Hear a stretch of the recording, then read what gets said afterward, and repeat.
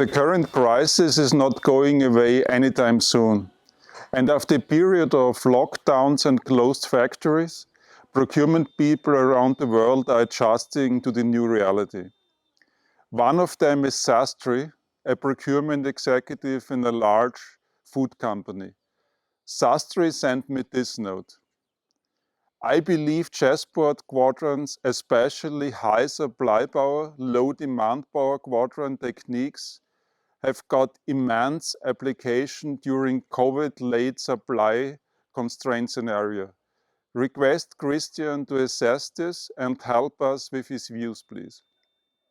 In today's video, I will try to respond to Sastry's request.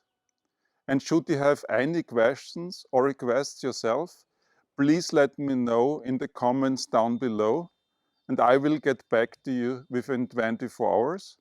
And if the response is more complex than just dropping you a couple of lines, I may answer with a video like this one. Let's get started. As a point of reference, COVID-19 is making life pretty difficult for procurement executives. Most of your own factories are shut down or are preparing to reopen. With closed factories, you're not making anything, and if you're not making anything, you're not buying anything. And even when you reopen the factories, you will be operating in a much smaller market with less revenue. And as your factories are preparing to reopen, you need to juggle supplier factories that are still in lockdown, closed borders, lack of trucking, and air freight capacity, and the threat of suppliers going bankrupt. So what does this mean in the purchasing chessboard? Your shrinking revenue in a shrinking market is not good news to your demand power.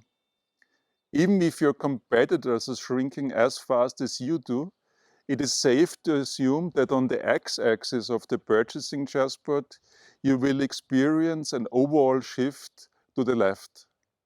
Your suppliers, on the other hand, are so preoccupied with keeping their people safe, securing their liquidity, and overcoming logistical barriers that production capacity will typically be reduced. Reduced production capacity translates into increased supply power. So on the y-axis, your suppliers will experience an overall shift upwards. There may be exceptions to this rule, of course. Your industry may still be stronger than an adjacent one the supplier is also active in. In that case, your demand power may actually be increased. But as a rule of thumb, this crisis pushes you into the top left quadrant of the purchasing chessboard. And of course, this combination of low demand power and high supply power is where you normally don't want to be. But anyway, it is what it is. And let's take a look at what the purchasing chessboard has to offer. Broadly speaking, the methods in the upper left quadrant fall into two camps. The first one can be labeled engineering. With the 12 methods in this camp, we are trying to modify specifications in order to commoditize the spend. The simplest of this method is complexity reduction. Talk to your counterparts in product marketing, manufacturing, and engineering to see which product configurations can be dropped in time of crisis. No customer really needs 3 billion configurations of a car or 300 different types of yogurt. You can take it up a notch or two by going into design for manufacture, a method that Apple really excels in, and that I have outlined in one of my recent videos on the iPhone SE. Or you go to the extreme to invention on demand. There's the old saying that war is the father of all things. An extreme health crisis like the one we're experiencing right now could also be the catalyst for great innovation. So think about your ambition level. Do you just want to muddle through this crisis? or do you want to merge on top at the other end? If it is the latter, you may want to consider to out-innovate your competitors, and invention on demand is a great way of doing this in a novel way.